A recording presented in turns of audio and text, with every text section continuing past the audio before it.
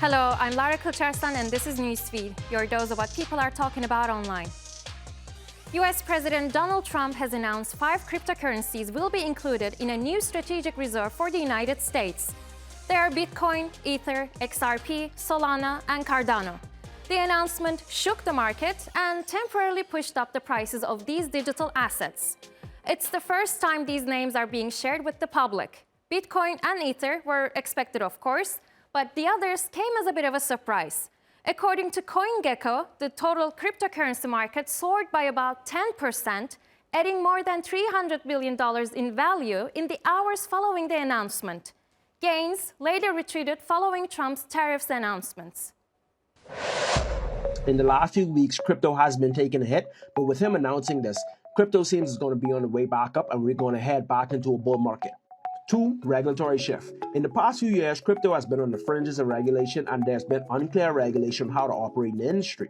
Donald Trump, who is a pro-crypto president and running a pro-crypto administration, if they're able to execute this properly, we could see more friendlier attitudes and regulation towards crypto. 3. We will see the United States become more globally competitive if they're able to successfully pull off the strategic reserve. Donald Trump has stated he wants America to become the crypto capital of the world and the leader in digital finance. If they're able to pull this off, that could very much happen. The US has a long history of creating strategic reserves in key assets such as oil in order to ensure access and stabilize prices in times of crisis. Naturally, Trump's announcement drew criticism even from some of crypto's biggest supporters. The bull market is over. Trump has set 25% tariffs on EU imports, and the trade war fears are plunging the stock market and Bitcoin along with all the altcoins. The S&P 500 lost over $500 billion in market cap in just 1 hour. Crypto, aka Bitcoin, has pretty much erased all post-election rallies right now, dropping below 84,000. No guys, this is not a meme coin chart dropping. This is the S&P 500. Meanwhile, I still remain bullish.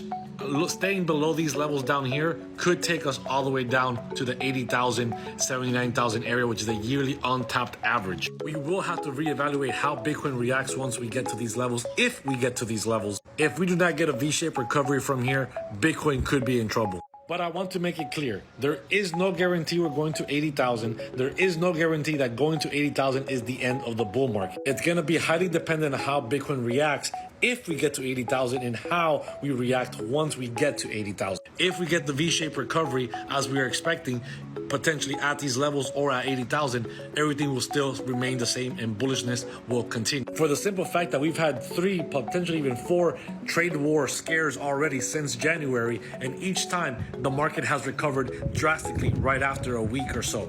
So the question becomes, is this just another trade war scare, and is the market going to bounce back? The world's largest call center based in India is now using AI to neutralize workers' accents in real time. Changing the way people sound to fit specific audiences may seem politically incorrect, but Teleperformance says its $13 million investment will actually increase customer service and reduce accent-based discrimination.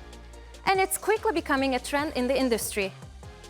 There's companies right now that are doing AI accent removal, call center accent changes. This is a fun one. A lot of customer service help, as we know, is offshore. It's cheaper. That's why businesses do it. However, there's one big cost that people get enraged when you're calling Dell for help, and all of a sudden you're getting Arjun in India who says, "Hey, it's Arjun from Dell," and he's got the accent and he doesn't quite understand what you're saying. The connection isn't great. Blah blah blah. So what they're doing is the guy Arjun's in India, but when he talks, he sounds like Adam in California because on the fly they're able to adjust using AI his voice so that he doesn't have the accent. And so think about it, if you're a company, would you not pay an extra 5%, 10% to be able to remove accents from all of your customer support people so that you have higher NPS, higher customer service scores, and less issues and complaints? Of course you will. You multiply that across a very big industry of customer support. It's one really specific way that you take this technology unlock of being able to imitate anyone's voice and you apply it in a business context.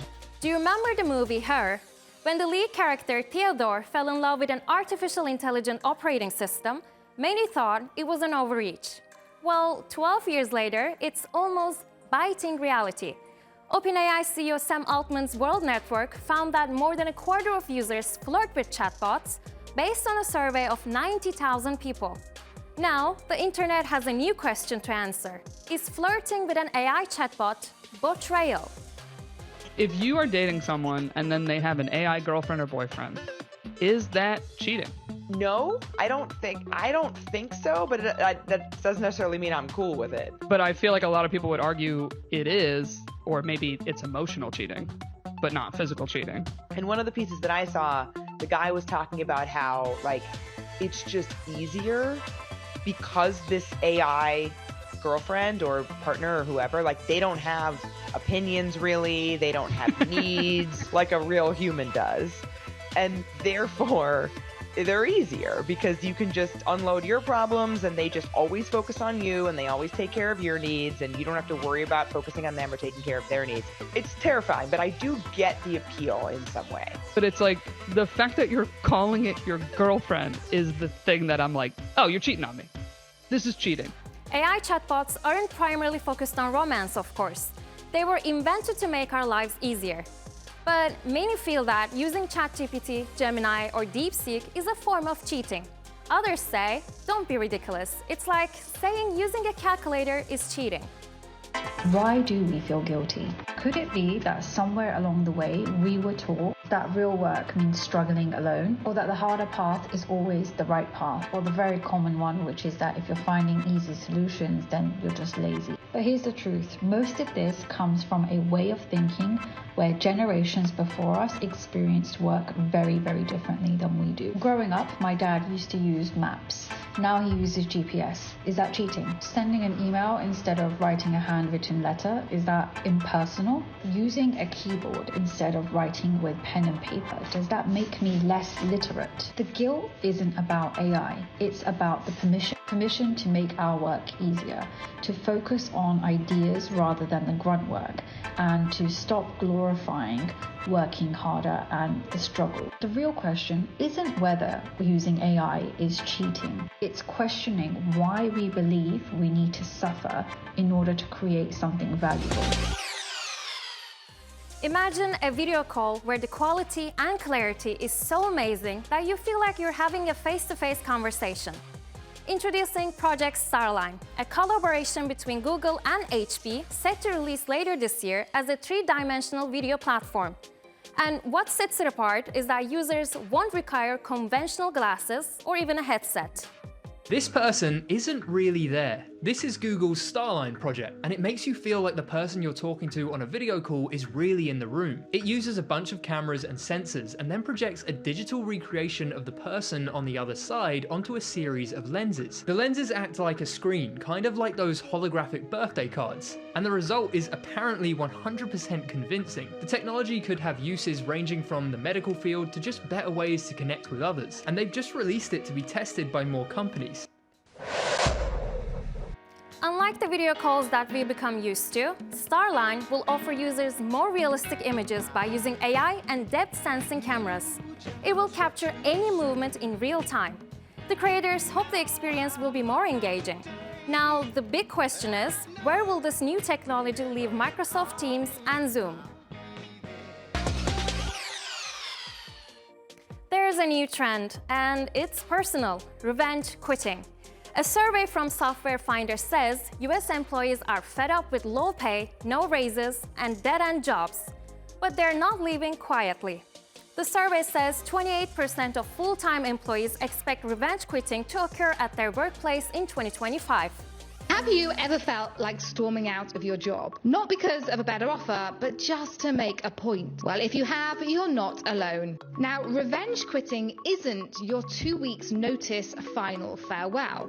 It's about standing up and walking out of the door abruptly. Cases have been fueled by burnout, a lack of recognition, and feeling disconnected from company culture. It's less about finding greener pastures, and it's more about the message it sends. I deserve better. Hey, Magic Mirror, who's the fairest of them all? Why, Shrek, of course. Ew, Dad! Ooh, Mommy like. Who's making this stuff? Not me! Whoa! The first teaser for Shrek 5 dropped last week, and predictably, the internet has a lot to say. Set for a December 2026 release, the film reunites original stars like Mike Myers, Cameron Diaz, and Eddie Murphy. while introducing Zendaya as Shrek and Fiona's teenage daughter, Felicia. But one thing that's sparking major debate online is the animation. This is Fiona's face. I don't know who this person is. That is not Fiona. Number 2, you gotta give the girl some teeth. Where are her teeth? Fix her. I don't know who this person is. And then did we really need to age up Donkey by 900 years? He looks like he's on the verge of death. He looks like Cusco after he was turned into a llama. So fix him and change him back. And then of course, this is Shrek's face. This is not Shrek. This is an imposter. Change him back. This is Shrek. This is Shrek. This is not Shrek. Fix it. Fans are split over the film's updated look. Some call it a natural evolution, while others are comparing it to Sonic the Hedgehog's disastrous first design in 2019. So much so that some have taken matters into their own hands and fixing the characters online. Zendaya's casting as Felicia is also stirring conversation beyond just her voice performance. They changed the eye colors of Felicia from blue as he was a baby to she's a teenager and basically ogre Zendaya. The reason why they changed their eye color is because that was one of the only ways that they could get Zendaya to agree to the role. This has brought up so much controversy that the creator of Shrek had to chime in. Oh yeah, no, originally Felicia had blue eyes and it was supposed to represent like Fiona having blue eyes. But we changed it because Zendaya didn't want to play somebody with blue eyes. Imagine getting paid $15 million and looking at the role and being like, ayo, I can't play that. Because I really just don't want to play somebody that doesn't have the same eye color as me. This is why people hate actors. It looks like DreamWorks anticipated the backlash and disabled comments on the teaser's official YouTube release. It's a sign they knew they were walking a fine line between innovation and nostalgia. With over a year until release, the studio has time to make changes if they listen. And if history tells us anything, well, Sonic showed that internet outrage can change a movie.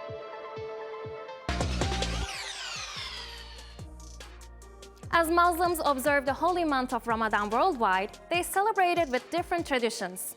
One common custom, however, is the use of Ramadan lights. From mosques to homes to streets, people illuminate their surroundings with sparkling lights.